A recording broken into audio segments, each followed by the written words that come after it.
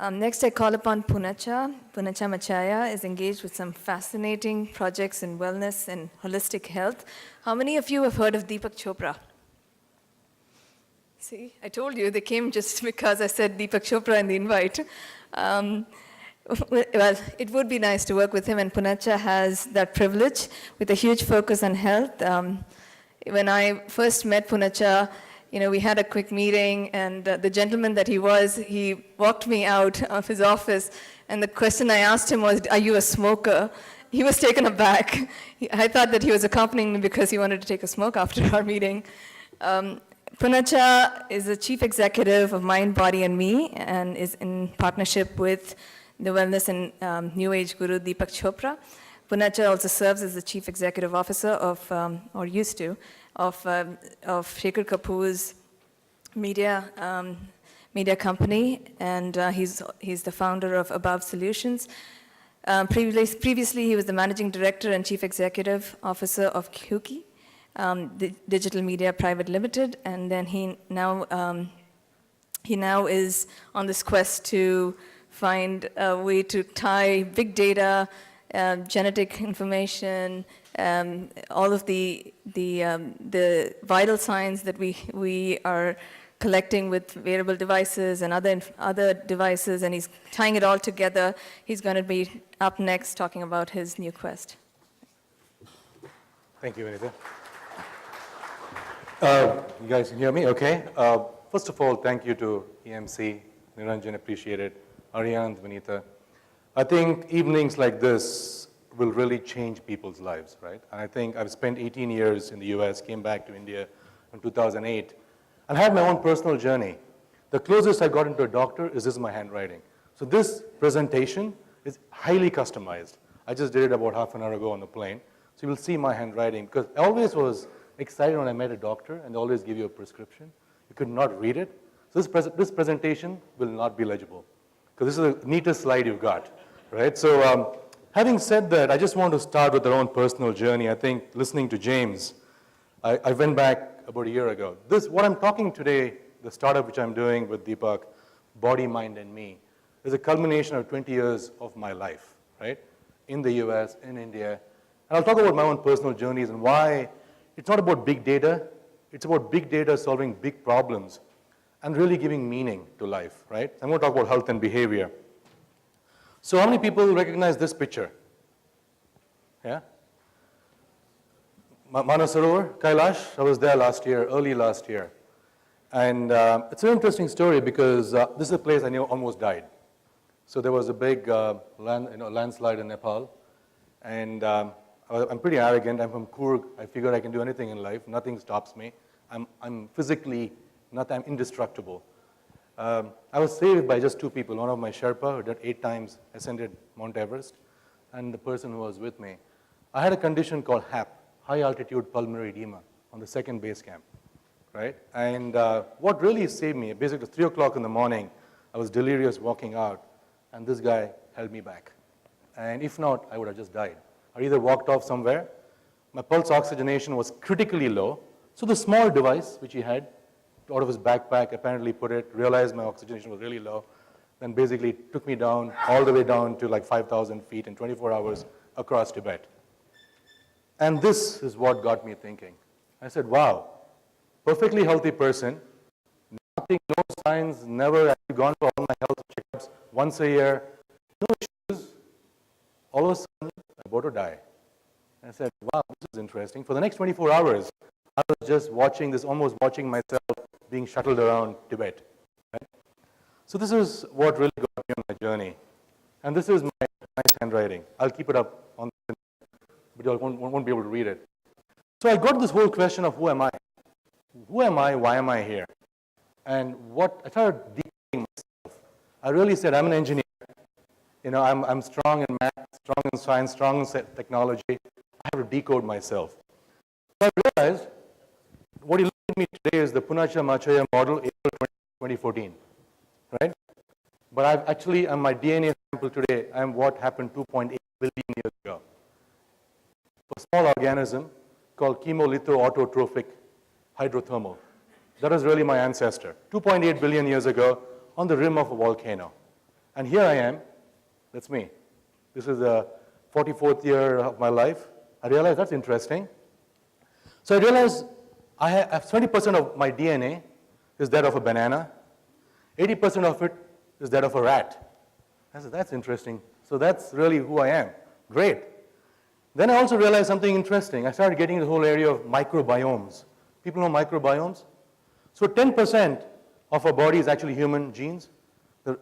90% of it is bacteria. So literally what's in my stomach, the gut feeling I get to make a decision, is actually very interesting. That is bacteria, right? So now this is what happened to my life. I said everything I know just changed because I had data. And with data, I started reconstructing. I said, how do we kind of change people's lives? This is how Deepak and me came together. We said, it's not so much about who we are, it's about how can you change people's lives, living in Bangalore. So since 2007, I've been in Bangalore, shuttled back and forth. So this is my journey. So I said, I'm like a rat. It started off on a mountain. So now I'm going to use data, science, and technology to really figure out what the hell's going on. I'm going to solve this thing. So so typically what do? You look at trends, right? So 2 trillion text messages are sent a year, or 1 trillion messages exchanged on Facebook. 104 billion pages, great. In 2009, there was a Wharton study which talked about life changes over the last 30 years. First was internet broadband, second was the PC and the laptop, third was mobile phone, fourth was email, fifth was DNA. 4 out of the 5 are now available on a smartphone. I realized, wow, that's interesting, and the 5th one is almost there. So now, even living in India, with just a smartphone, we said there's a lot we can do. If I can just harness the data. Everybody knows how many videos we have on YouTube, what's going on Twitter, right? What also got very interesting in medical, that health and medical information is moving away from the doctor, increasingly to crowdsourcing, friend sourcing, and trusted social networks. When I had HAP, I came down to Bangalore, and they were like, what happened? What is HAP, right? So I started the quest, really Googling, starting information, connecting with people, finding other people who are mountain climbers, what really happened. So this is one of the trends. I think we all know about this. Another person really has inspired me in this whole search is Eric Topol, who really wrote the book called Creative Destruction of Medicine. And I really believe this is what we are striving towards with big data. Before we go to the doctor, and the doctor would say, the doctor will see you now. You stand in line, right? I really wanted to kind of change this and say the patient will see you now, right? I wanted doctors to come and talk to me when I am available, whenever I am free. Because what I realized, that 95% of my life, I'm quite healthy. It is the 5% when I'm sick, I go to a doctor. And I nearly got killed again by a doctor. This time, I had ear infection. So I said, happened in Bangalore actually. I went to the doctor, I said, ear infection. No, I'd never take medicine. He said, Poonacha, you travel a lot, not a good thing, get on antibiotics. So he gave me a dosage, nearly shut down my kidneys. Because what he did, he looked at me and says, big guy, his dosage needs to be really strong, right? So that's what happened. So that's why I started looking and saying individualized medicine. How do we get people? It's not just, I'm not treating a disease, I'm treating a person. This person is a human being, he's got name, he's got his background. So then I started looking at some of the trends. The first trend is what you call constant connectivity. Do you know what DADD is? Okay, ADD, you know what it is? Attention deficit disorder. So this is a digitally induced attention deficit disorder, right? So right now as I speak, some people are texting, some people are tweeting, some people are checking whatever screen, some people are saying, I need to go home, traffic on Outer Ring Road, right? We have become so digital, and I realized that we need to do something. There's something which is going to happen here. And we have this concept of neuroplasticity of the brain. So basically today we are even finding that there's change in brain tissue and connections in our brain are being altered because of the lives we lead. So what are we going to do about it? We have tons of data now, and now we're actually changing essentially what was 2.8 billion years of evolution with technology. And I don't know if it's good or bad, but it's definitely changing. So what we realized was it's not about Homo sapien. We now have a whole new breed. It's called Homo distractus, right? That's my new breed. My son, 13-year-old, is exactly that. I said, hey, Milan, how are you doing? He said, Dad, for 1 second, let me just talk to you. Like, we're texting sometimes, right? So this is one trend. But Interesting thing. We're always connected. It could be a weakness, it could be a strength. But the reason I wanted to show this is because when I talk about big data, imagine every second I speak, there is a device which is collecting information, and what can we do with it, right? The next thing is collaboration and crowdsourcing. I think everybody talked about this. Right now, I feel I'm very intimate with you guys. You know what intimate is? Like all of us are connected. You're all connected, right? You know how? Every time I breathe, there's 10 to the power of 22 atoms which are being sent out with every breath. And my liver, my kidneys, my organs are just being breathing out, and you are breathing out your kidneys. Right now, we're really having a very intimate exchange of organs and body parts, right? So that's really what's happening. We are connected whether we know it or not, right? So we start looking at this. So there's a very interesting poem by Walt Whitman which says, "For every atom belongs to me, as good belongs to you." So I said the interesting trend with connectivity and collaboration, we actually are in a new world of sharing. There was an interesting article, I think a while back, about how this lady posted a picture of her son. And it's called the Kawasaki disease. Nobody could figure it out. One of her friends on Facebook figured it out and said, "You know what? There's something wrong with your son. This is what it is. Save the kid's life." So once again, coming back to how social networks can really enhance and augment our lives, right? Customized consumption. I told you, went to the doctor, he said, "You're a big guy, take antibiotics," nearly killed me. But there's an interesting thing over here. People today, I think with where we are going towards, is like, don't treat me just as a number or as a population or as a group. Give me customized information. I am very different.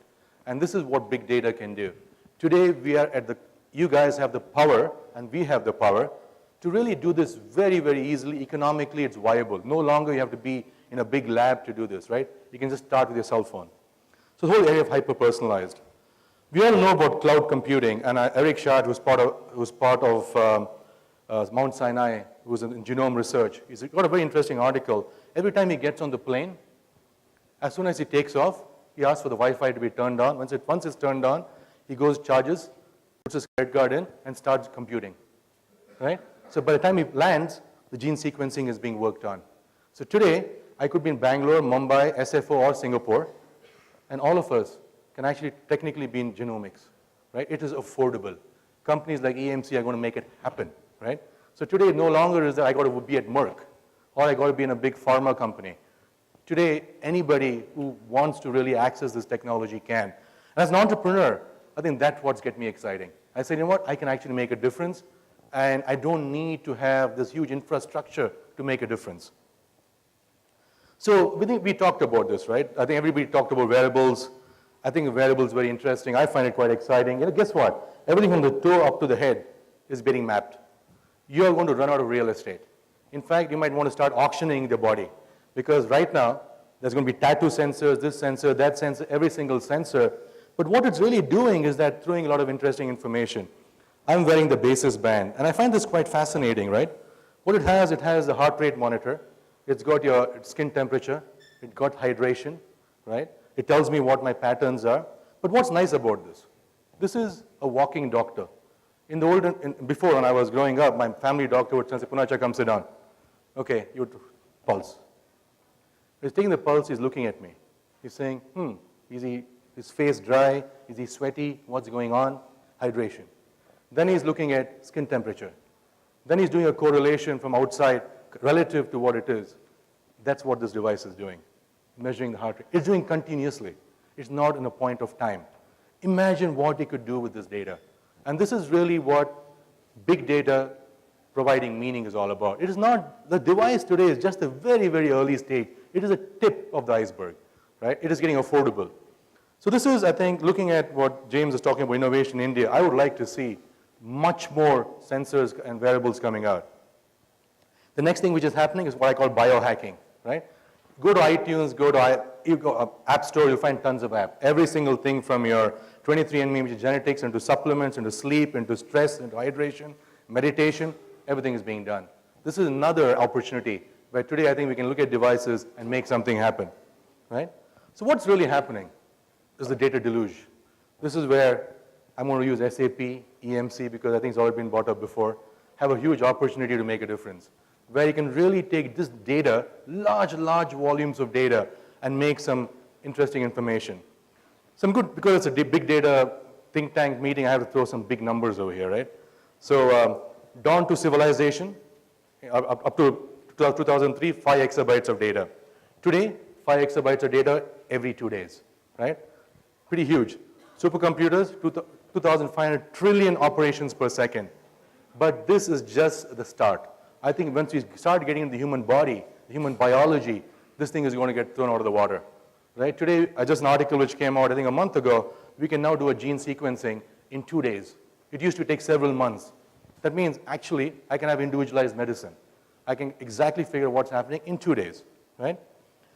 And imagine you start monitoring, right? Our heart beats 3 billion times. We breathe about 600 million times in our lifetime. We have 100 billion neurons in our brain. It's connected to synapses. Great. All this, what's the opportunity? What do you do with it? So I got really stressed, and I lost a lot of sleep. So this is really what happened. And I said, so what do I do? What do I really do with this? And I would like you to guys and women to kind of go read this paper by Robert Sapolsky in Stanford. It's called Why Zebras Don't Get Ulcers. Right? Very interesting white paper. You should read it. So I said, you know what? This is what I started looking at. Love. Who's fallen in love in this room? Nobody's fallen in love? Wow. Okay. Interesting. So I said, you know what? Can I use big data? I looked at love as the quintessential thing to solve problems. So what I really spent is that, can I use technology? Because when you love, what does Amma do? Which is Amritanandamayi. When she hugs you, it's love, right? What does Dalai Lama do? Love, compassion, right? What does your mother do? Love, compassion. I said, if we have love, maybe I can make the world a better place. We started looking at love, right? So I said, can I predict love, right? Can biosensors be used? And actually, you'll realize what I was doing with this. I started looking at tone of language. I said, what if I could measure how people talk? And in the passive background, I look at love. So I came up with 3 modalities. When you're not in love, you're kind of arguing, right? When you're falling in love, you're whispering. When you're in love, you're silent, right? So now, if you really look at it, think about an entrepreneur opportunity here. Just love, just on voice, on the cell phone, passive listening. We have a new app. It's called Falling in Love, right? Well, if we I should patent this thing, not kidding. Open source it. The world is going to get better. It's called the bliss moment. What if I could find out when were my bliss moments? If I ask you all today, over the last 24 hours, give me 5 moments in your day which made you happy, right? You'll start thinking, what was it? I don't know. Think about it, right? Then I started looking at this whole word of I love you. How many people have said I love you? You never fall in love? It's interesting. They're not fallen in love, but they said I love you. Interesting, you know, all like Romeo Juliet's over here. quite slick, you know.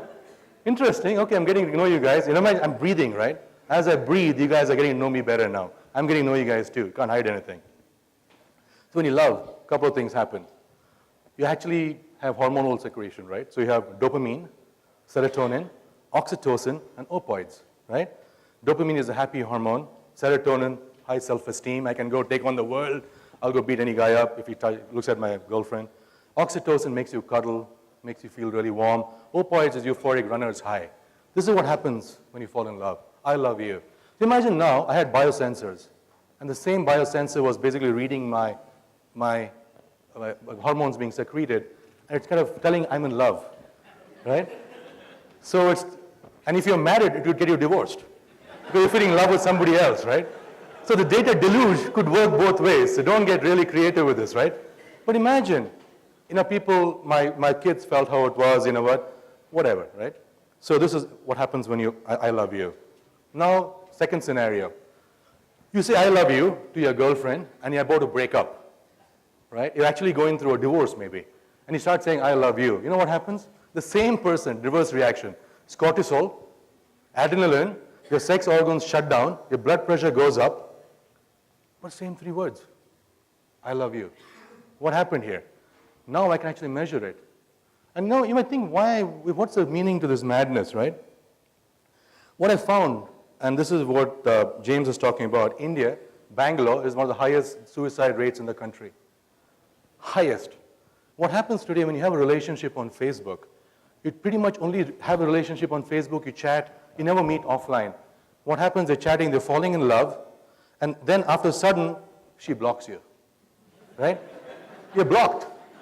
You're like, you're every day pinging, fingering, like find IP address, whatever, call blocking. You know what happened? Body as a human being, we're animals. We went into a fight and flight response. Our fight response kicked in, our sympathetic nervous system kicked in. We went into a fight mode. And you know what? There's no cure. She's disappeared. It's virtual, man. It's gone. Body went into a loop. Stress. Went into because your parasympathetic nervous system, which requires you to calm down, did not kick in. So what happened? You went into stress. What does stress do? This is what happens with stress. 14-year-old girl from Bangalore committed suicide after a boyfriend whom she met 2 months back on Facebook broke the relationship with her. Right? High suicide rates are baffling. India's technology hub. Bangalore is a stressed out city. So this is what big data means to me. Right? What if I could have found out, or if my friend could have figured out that this woman or this girl, your friend, your lover, has gone into a zone of high stress, and you could have intervened before this happened. As a technologist, as data scientists, as analysts, it is our fiduciary responsibility as technologists to build solutions which will enhance people's lives, right? This is really what I look at. So can big data make a difference? Absolutely. Absolutely make a difference, right? The second thing is the human body. It should not go for a health checkup once a year. That's ridiculous. I should go for a health checkup every minute, every second. I should be checked up. In fact, the thing is called white coat hypertension. Here's the new jargons today. You know what white coat hypertension is? The moment you go to a lab, you see a doctor, your blood pressure goes up, right? So every time I go for annual checkup, as what James said, I don't want to go to a doctor. I want some self-diagnosis. I'm different. I'm special. Also, feedback loop. Can we, this is very important to me because, the thing on the right-hand side about 20-year-old collapses on gym and treadmill in Hyderabad. You heard about the stories, right? Very fit people. It happened to me in November 23rd, 2002. One of my best friends, and a friend who I'd worked with on 2 of my previous startups, was 50 years old, collapsed at the wheel in Virginia. And I could not do anything about it. I was a volunteer firefighter. I'm a trained paramedic. But I wasn't there. I wasn't there. And if he had actually measured his vital signs, if he had actually gone and done it periodically, he was predisposed to cardiac, right? But he never did. What if I was there? What if there was a notification? If you had an AED, within minutes, you can actually resuscitate somebody. This is data sciences. This is intervention. This is changing people's lives. So I started looking at all this. I'm out of time, sorry. Okay, I thought I had 20 more minutes. So how do we use the area of epigenetics, to kind of really change human biology? And this is what I'm working on. This is what you call, how can you transform your own biology? The whole thing is working, it's called self-directed biological transformation. Ability for me to use technology. So meditation today can actually reverse aging. We have now proven it, we actually can see it. So if this person was very depressed because the girlfriend ditched him on Facebook, if we could actually then say, breathe, meditate, manage this thing, right? We actually found over research that 40% of the genes increase during meditation and stress management, which is called the telomeres, right? So this is really my appeal to you guys, and I think we all can collaborate. This is really what my passion is, till from the womb to the tomb, right? Is can big data give big meaning? Can we change lives? Can we build healthier communities, right? And let's make a difference. Thank you.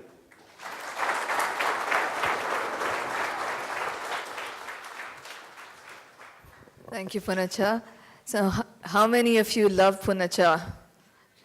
See, you don't need to know the dopamine levels, cortisone levels. Breathing now, I got it. No big data required here. Thank you.